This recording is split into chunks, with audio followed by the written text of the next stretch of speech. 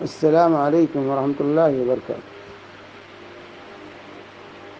ایک بہن کا سوال ہے کہ اگر دیواروں پر قرآنی آیات لکھنا یا لٹکانا منع ہے تو پھر حرم مکہ اور مسجد نبوی میں کیوں لکھی ہوئی؟ دیکھیے، مکہ اور مدینہ میں کسی کام کا ہونا اس کی دلیل نہیں ہے کہ وہ سنت ہے یا ثابت ہے۔ ہر کام جو مکہ مدینہ میں ہو صحیح ہے، یہ دلیل پکڑنا یہ غلط ہے۔ ہم ایمان لائیں اللہ کی کتاب، اللہ کے نبی کی سنت پر۔ دلیل قرآن و حدیث سے لی جاتی ہے۔ قرآن کی کوئی آیت پیش کیجیے، کوئی حدیث پیش کیجیے، یا کم از کم صحابہ کرام کا تعامل پیش کیجیے۔ ہم دیکھیں نہ قرآن میں ہے یہ، نہ حدیث میں ہے، نہ صحابہ کی چیز تھی۔ صحابہ کے دور میں مسجد نبوی اور مسجد حرام میں کوئی چیز لکھی ہوئی نہیں تھی، یہ بعد میں لوگوں نے ایجاد کیا ہے، لکھا ہے۔ وہ لکھنا یہ دلیل نہیں ہے کہ صحیح ہے۔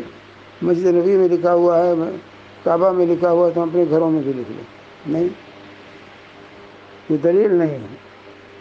چنانچہ کمال بن حمام رحمہ اللہ فتح القدیر جلد 1 صفحہ 159 پڑھتے ہیں کہ قرآن کا اور اسماء اللہ کے ناموں کا درہم و دینار پر، محرابوں میں، دیواروں پر، فرشوں پر لکھنا یہ مکروہ ہے۔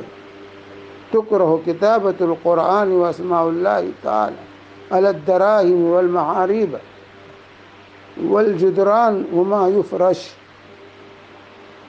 جو ہے قرآن کا، اللہ کے اسماء کا لکھنا درہم و دینار پر، جو ہے نوٹوں پر، اور اسی طرح محرابوں میں مسجدوں کے، اور اسی طرح دیواروں پر، اور اسی طرح فرش پر لکھنا یہ مکروہ ہے۔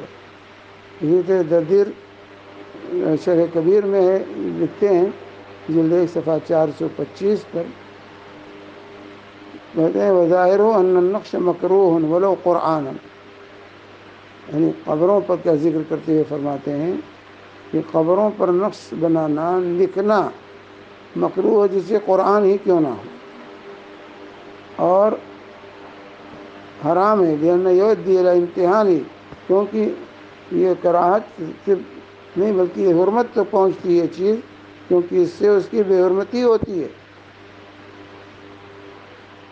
اس لیے قرآن کا لکھنا اور اللہ کے اسماء کا لکھنا دیواروں پر، یہ امام نووی رحمہ اللہ فرماتے ہیں روضۃ الطالبین جلد 1 صفحہ 80 پہ، ذکر و کتابتہ علی الحیطان سواء المسجد وغیرہ وعلی الثیاب، یہ جو ہے دیواروں پر، چاہے مسجد ہی کی دیواریں کیوں نہ ہوں، یا گھر کی دیوار ہو، یا اس طرح کپڑوں پر، جو ہے لباس پر لکھنا جو ہے یہ مکروہ یکرہ۔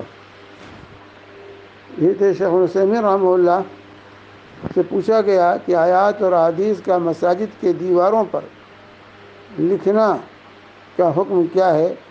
تو جو ہے کہ اس سے نماز میں تشویش ہوتی، مسجد میں تو اور خطرناک ہے کہ نمازیوں کے نماز میں اس سے خلل واقع ہوتا ہے۔